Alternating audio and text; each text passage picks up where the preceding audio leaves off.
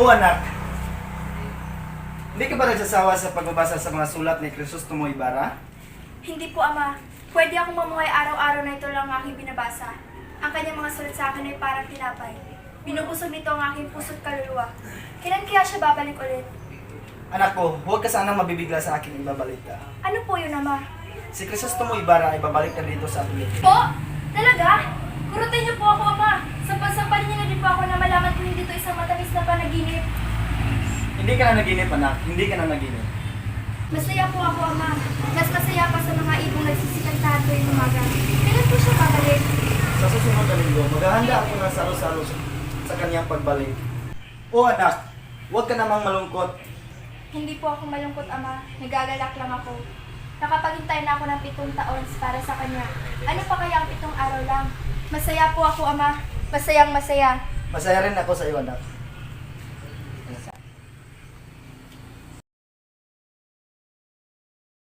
Mga mangmang talaga ang mga Indio at pinatunayan iyon ng aking 20 paglilingkod sa bayan ng San Diego. Wala silang mudo, nakakabwisit, makasalanan sila at hindi man lang nila alam ang umpisal. Padre Damaso, tayo na sa bahay ng isang Indio. Ba, ano naman ngayon, totoo naman talaga na mangmang sila.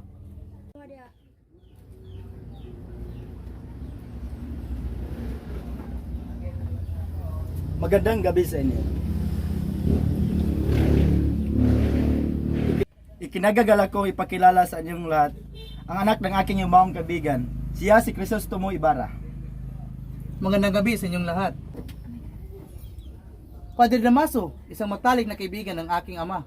Isang matalik na kaibigan ng aking ama. Hindi ako bingi, narinig ko ang iyong mga sinabi. Pero nagkakamali ka, hindi ko naging kaibigan ang iyong ama. Pamanhin po.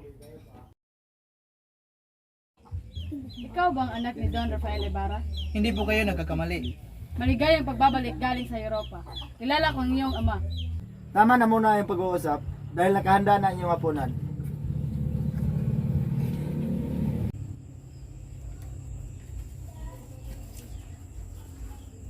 Ano ba naman si Kapitan Tiago? Hindi mo lang ako pinakilala sa mga babae. Magandang gabi. Ako si Crisostomo Ibarra.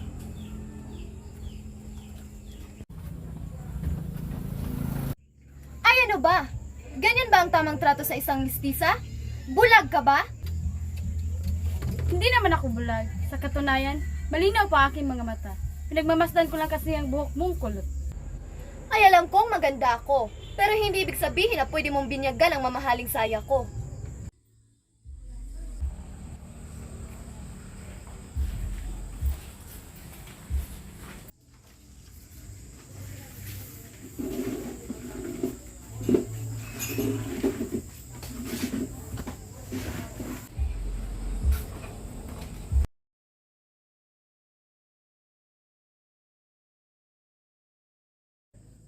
Padre Damaso, sige, dito ka na maupo. Hindi, ituloy mo na ang iyong planong maupo sa silyang iyan. Sige na, matatanggap ko naman kahit ikaw na maupo dito. Hindi, ikaw ang nararapat, kaya ikaw ang maupo diyan. Ikaw ang mas malapit sa pamilya Santiago. Sige na, maupo ka na at huwag ka na mahiya. Pero ikaw ang padre sa lugar na ito. Ay, umalis ka na nga at ako na ang upo dito.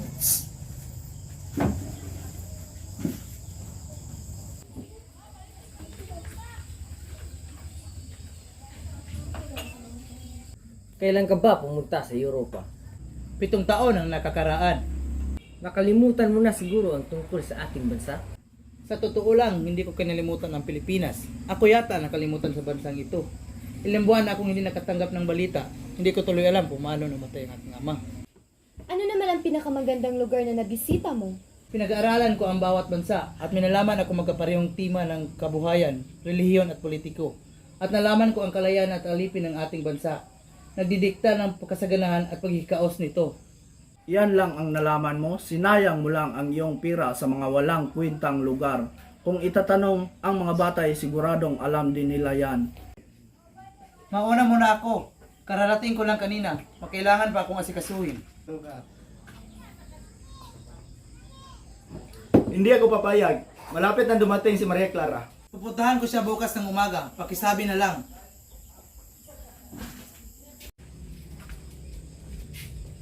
Kita nyo ba yon? Nakita nyo? Ganyang kabastusan ang mapag-aralan nyo kapag pupunta kayo sa Europa.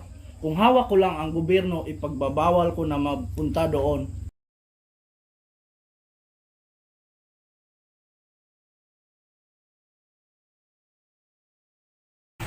Pitong taon akong wala dito. Wala namang pagbabago. Nakakalungkot. Minuto, kaibigan ko ngayong ama. Kilala niyo ang aking ama? Pwede ba magtanong kung paano siya namatay? Hindi mo ba alam? Alam mo man siguro kung paano siya namatay. Hindi ko rin alam. Wala man lang nagsabi sa'yo kung paano siya namatay sa bilangguan. Sino namatay sa bilangguan? Ang iyong ama. Ano? Anong sinasabi niyo? Inasar niyo ba ako? Nagkakamali kayo siguro. Kilala niyo ba ang ama ko? Di ba sabi mo kanina ikaw anak ni Don Rafael Ibarra? Ba't siya namatay sa bilangguan? Kahit marangal ang iyong ama, nagkaroon din siya ng mga kaaway. Nagpagbitangan ng iyong ama, dahil sa kanyang mga kaaway, hindi siya nakalaya. At sa kasamaang palad, namatay siya sa bilangguan. Nakikiramay ako.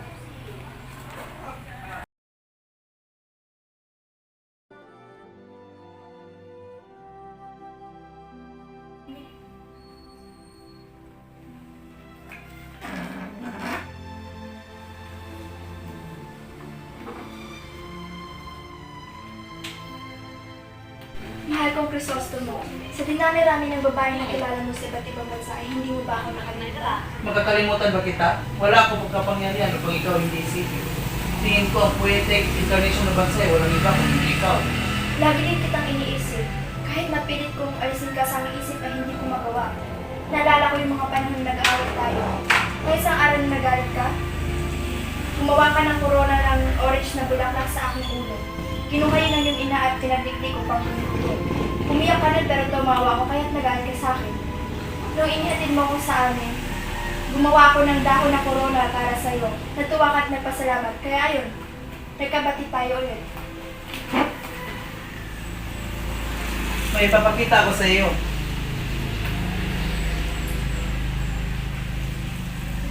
Ito ang dahong inilagay mo sa ibabaw ng aking ulo.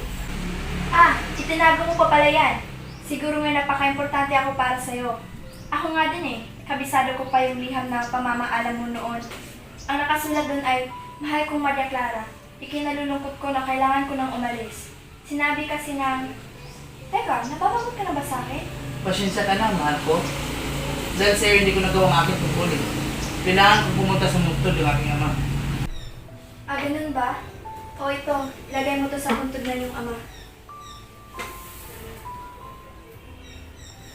Mag-iingat ka. O mag-iingat ako para sa'yo. Ilang taon na nga kami hindi nagsama, pero itong pagsasama namin hindi man lang tumagal ng 7 minuto. Maria Clara, umiyak ka ba? Ah, hindi po pala Damaso. Padre Damaso, nandito ka pala. Kapitan Tiago, kailangan nating mag-usap sa loob ng iyong opisina. O sige.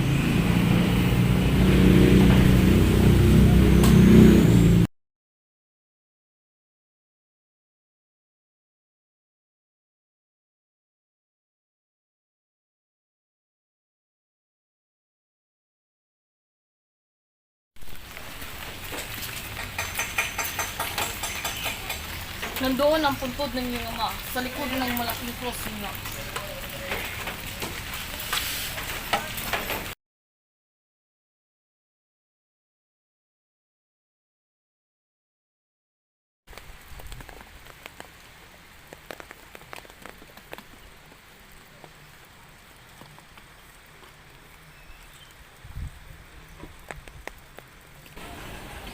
Naalala ko dito iyon, pero nasira na ang lupa.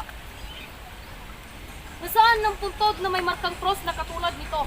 May mga bulaklak ding tumutubo doon. Ay, yung cross na sinunog ko. Sinunog? Bakit? Dahil yun ang utos ng padre. May papakita mo na ba sa amin ang puntod? Wala na doon ang bangkay. Ano? Anong sinabi mo? Tanga ka ba? Wala pa isang taong lumipas simula nang inilibing iyon. Inutusan lang ako ng padre. Sabi niya dalhin ko daw sa simenteryo ng mga insik. Ginawa mo yon? Huwag kayong magalit, senyor. Hindi ko inilibing sa cemetery ng mga sinsik. Buti naman at hindi nyo ginawa. Umulan kasi noon kaya tinapon ko na lang sa ilog. Ano? Napakalaki mong inutil! Bitche!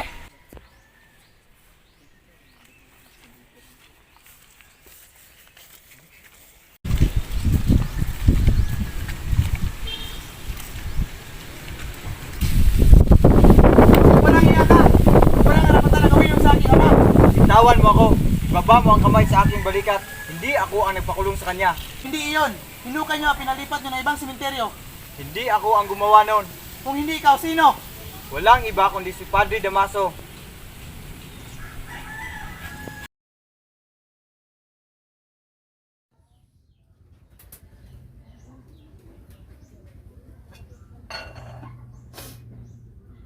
Ang dapat kainin ng mga anak ko. Kinain na ng asawa ko. Inubos niya lahat. Wala man siyang lang tinira. Inay! Inay!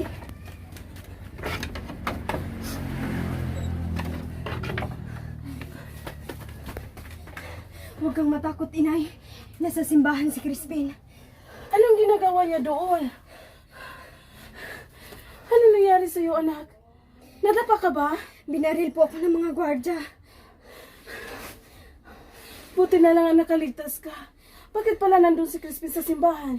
Pinagbintangan po siya nagnakaw ng 2 onsa. Nagnakaw? Mabait si Crispin. Porkit mahirap tayo, ay tayo na ang pagpabintangan nila. Inay, paano kayang kausapin ko yung anak ni Don Rafael Ibarra para matulungan tayo? Ayoko na maging sakristan. Magiging pastol ako ng Bakat Kalabaw. Paglaki ko, hihingi ako ng lupa kay Ibarra. Pag-aaralin natin siya sa Manila. Aahon tayo sa ihirap, Inay. Oo. Oo, anak.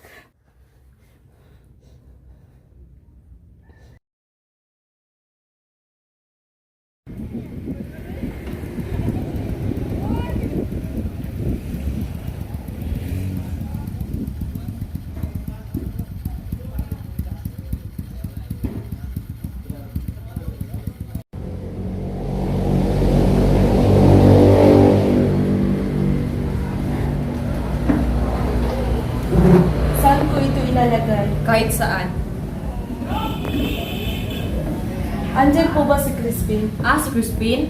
Nandito siya kanina pero tumakas siya kasama kaniyang mga ninanakaw. Hanapin mo na ang mga anak mo, palibasa kasi barambado ang kanilang ama. Huwag kang umiyak dito, umiyak ka sa labas.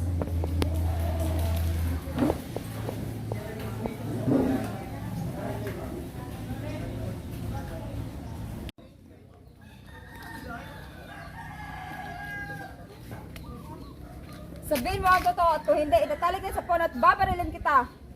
Ikaw ang ina ng mga magnanakaw. Ina ng mga magnanakaw? Nasaan ang pera ninakaw ng mga anak mo kagabi? Hindi magnanakaw ang aking mga anak, kahit sila'y nagugutom. Porkit ba't mahirap lang kami, ay kami na agad inyong pagbibitangan. Ako sa akin! Tawag mo ka! Crispin? Crispin? Basilio?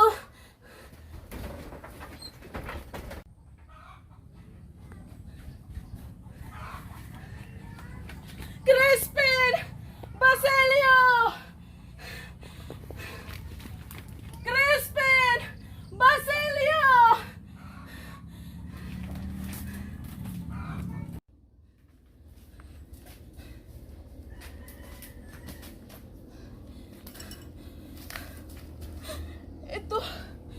Ito yung damit ni Basilio.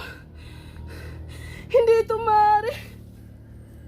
Hindi ito maaari. Hindi! Basilio! Basilio!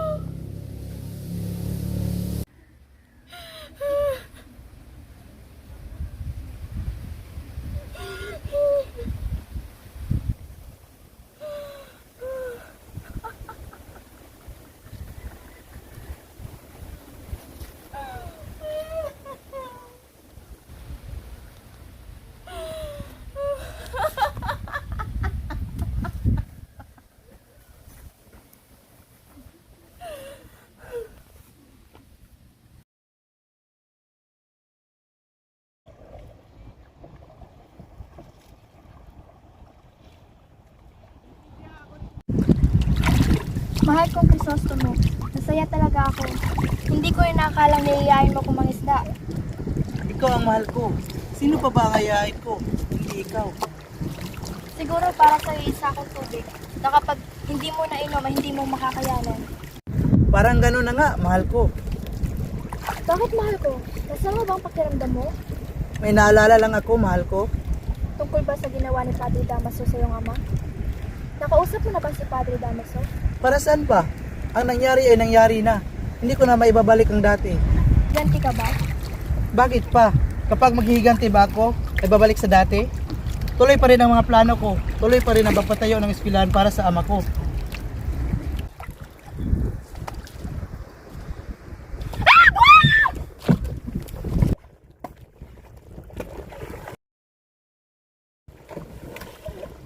Mahal ko, natatakot ako. Huwag kang matakot, mahal. Basta nandito ako, walang pwedeng makahawak sa inyo. Huwag kang matakot, mahal. Tulungan ko si Elias.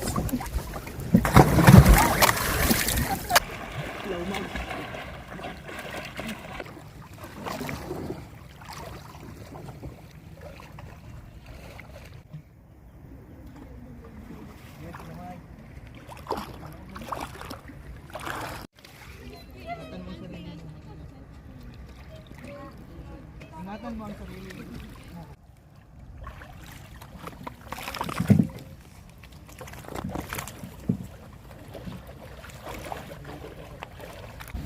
Mabuti na lang at nailigtas mo siya, mahal ko. Ayos ka lang ba, Elias? Oo, Senyor Ibarra. Maraming salamat sa iyo. Utang ko sa iyo ang buhay ko. Sa susunod, mag-ingat ka, Elias. Kasi hindi araw-araw magkasama tayo. Kung hindi sa iyo, siguro napatay na ako ng buhaya. Maraming salamat ulit. Huwag kang mag-alala kung ikaw naman ay mapapahamak.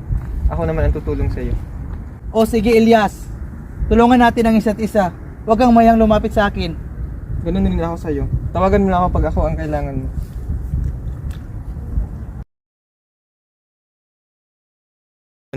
Maraming salamat. Itinanggap niyo ang aking alok na dumalo sa maliit na salo-salo. Ibarra, nalaman mo ba yung kriminal na umatake kay Padre Damaso kahapon? Sino kriminal? Yung umatake kay Padre Damaso kahapon? Inatake si Padre Damaso? Oo, nagpapahinga pa rin siya sa kama. Ang sinabing gumawa noon ay si Elias. Sino? Si Elias? Nagkakamali kayo siguro. Hindi ba't si Elias ang nagmaneho sa bangka natin kanina? Kasama nyo sa kanina? Malaking katangahan ang ginawa nyo. Ngunit hindi namin alam na isang kriminal palang kasama namin kanina. Mukha kasing hindi. Mabutit hindi kayo nasaktan. Madilim na ang Pakainin gabi. natin siya. Ang mga anak ay wala. Isa ang pangalan niya, di ba? Iyan yung ina ng lalaking pinagbintangan ng magnanakaw. Ngayon hindi pa rin niya mahanap ang kanyang mga anak. Kawawa naman siya. Sige, Crisostomo, at sasamahan ko na muna ang aking mga kaibigan. Maliligo na din ako. Sige, mahal ko. Maligo kang mabuti. Mauna na muna ako sa inyo. Sige, sige. Kailangan ko na din umalis.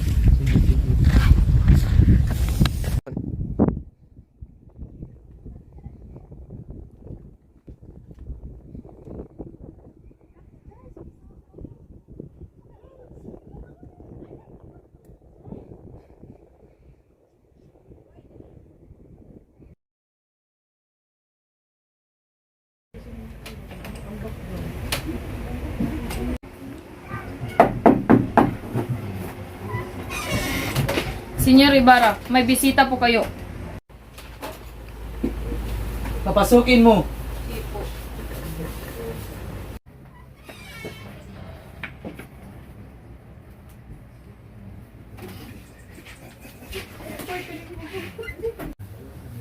Elias! Niligtas mo ang buhay ko noon, kaya niligtas ko rin ang sa iyo. Pero, kalahati pa lang ang nabayaran kong utang sa iyo. Huwag mo muna akong pasalamatan. May papagawa ako sa iyo. Magsalita ka! Huwag mong sasabihin sa iba ang mga tungkol sa mga babalang sasabihin ko sa iyo. Huwag kang mag-alala. Alam kong gusto ka nilang huliin, pero hindi kita ipapahuli. Hindi ko iniisip ang sarili ko. Ikaw ang iniisip ko. Ano? Ano ang ibig mong sabihin? Meron kang nakaraan, ang iyong lolo at iyong amay ay may mga kaaway. Kilala mo ang mga kaaway ko? Kilala akong isa. Huwag mong kalimutan ang mga sinabi ko sa iyo. Iligtas mo ang iyong sarili para sa kapakanan ng bansa. Kailan tayo ulit magkikita? Kung kailan mo gusto. Basta kung kailangan mo ako, nandito lang ako para sa iyo. Para sa iyo, gagawin ko ang lahat para iligtas ka. Babayaran ko ang utang ko hanggang sa aking kamatayan. Ganon din ako sa iyo, Elias.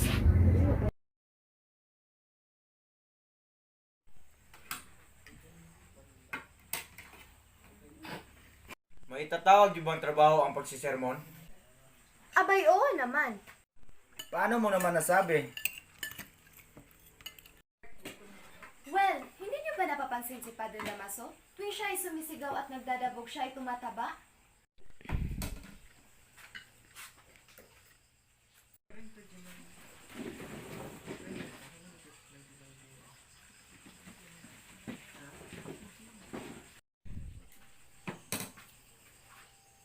May pinag-uusapan ba kayo kanina? Ituloy nyo. Nabanggit lang kasi ni Senior Ibarra ang tungkol sa pagpapatayo ng paaralan noon. Tungkol dyan pala, wala akong alam sa arkitektura. Kapag paaralan kasi ang pinag-uusapan, kailangan natin ng mga eksperto. Eksperto? Wala nang mas tatanga pa sa mga Indio. Hindi ba nila alam kung paano magtayo ng dingding at bubong? Ano pa ba ang kailangan sa isang paaralan? Mahal ko, ang ganda mo talaga. Salamat, mahal ko. Ang aking kagandahan ay parang bituin. Walang kupas ang ningning.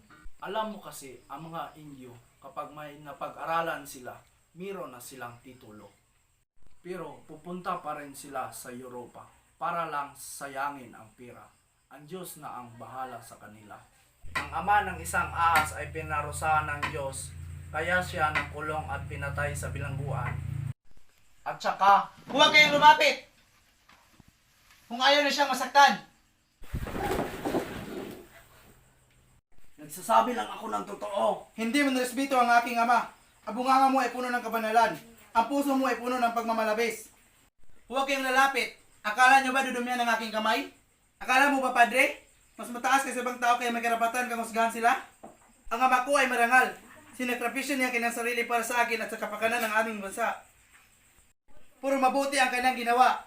Pero sa taong ito, binuksan niya ang pinto at pinaupo niya sa lamisa. Trinato niya itong kaibigan. Pero anong ginawa ng taong ito? Pinagbintangan niya ang aking ama. Hinabol niya, pinakulong niya, inilipat niya ang bangkay. Binastos niya ang alaala ng aking ama. Huwag mo gawin to, mahal ko!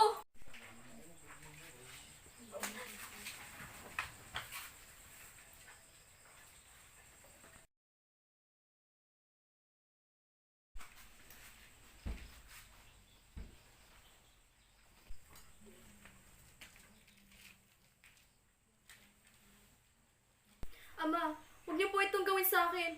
Mahal na mahal ko po si Crisostomo. Hindi na magbabago ang aking pasya. Pero huwag kang mag-alala, anak ko. Dahil ikakasal ka pa rin. Ama! Gusto kong pakasalan mo ang pinsan ng aking bayaw. Pamangkin na si Don Tiburcio Espadanya Alfonso Linares. Padre Damaso, bakit ka nag-iinarte? Napakaswerte mo na dahil pumayag ang pamangkin kong pakasalan ng isang babaeng hindi man lang nahigitan ng aking ganda. Tuna Victorina! Ikaw! Huwag mong tanggihan si Linares kung ayaw mo magkagulo. Maria Clara, iha, siya ang gusto kong pakasalan mo. Tumahimik kayong lahat! Anong karapatan yung diktahan ng aking puso? Ang puso ko'y nilikha lamang para kay Ibarra. Wala nang iba kundi siya lang. Sinisigawan mo ba kami? Oo! Dahil mga asar kayo! Hindi niyo man lang pinahalaga ng aking puso? Napakabastos mong bata ka! Iha, si Linares ang gusto kong pakasalan mo. Kung hindi ka magpapakasal sa kanya, magmamadre ka o anong pipiliin mo? Ano karapatan mong pagpiliin ako? May karapatan ako dahil ako ang iyong tunay na ama.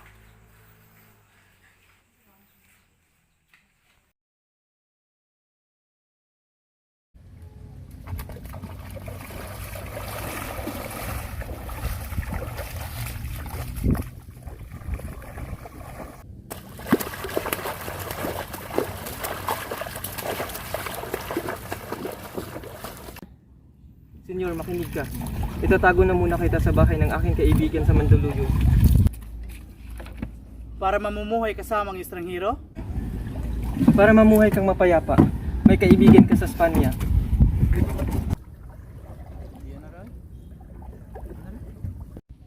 Ilyas, naghirap ka dahil sa aking pamilya. 2 beses mo nang ililigtas ang aking buhay. Malaki ang utang na loob ko sa iyo. Pinaalis mo sa aking bansa. Kung sa ganon, sumama ka sa akin at mamumuhay tayo parang kapatid. Sa totoo lang, hindi ako masaya sa aking bansa. Pero, pwede akong mamatay at mabuhay sa Espanya para sa aking bansa. Senyor, nandito din tayo noong isang buwan at nasa ilalim ng parehong buwan. Pero ngayon ka lang nagsabi ng ganyan sa akin. Nag-iiba ang tao, Ilyas. Bulag ako noon, pero ngayon alam ko na ang katotohanan. Senyor Ibarra, humiga ka.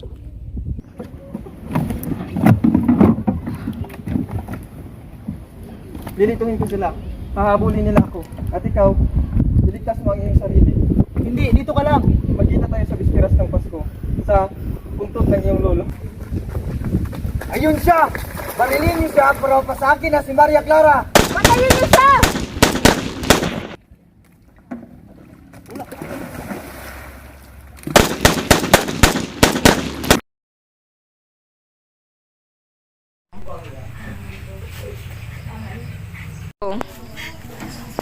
Iha, nagulat ka ba? Hindi mo ba inaasahan na dadalaw ako sa kasal mo?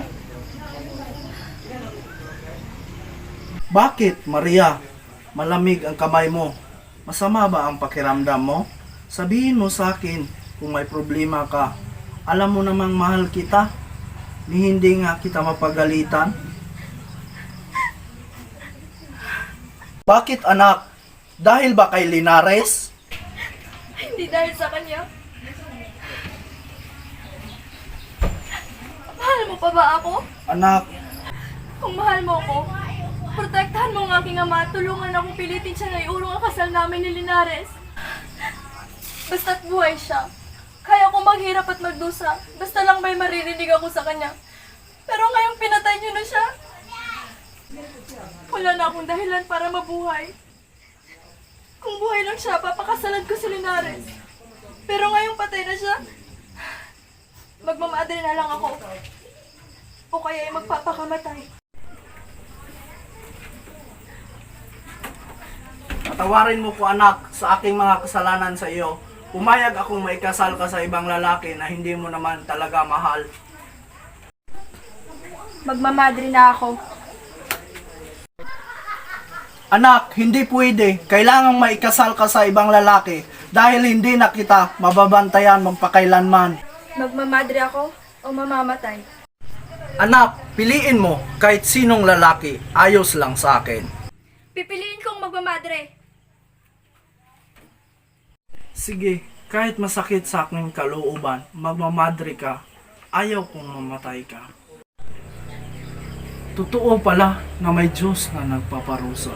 Sana ako na lang ang pinarusahan.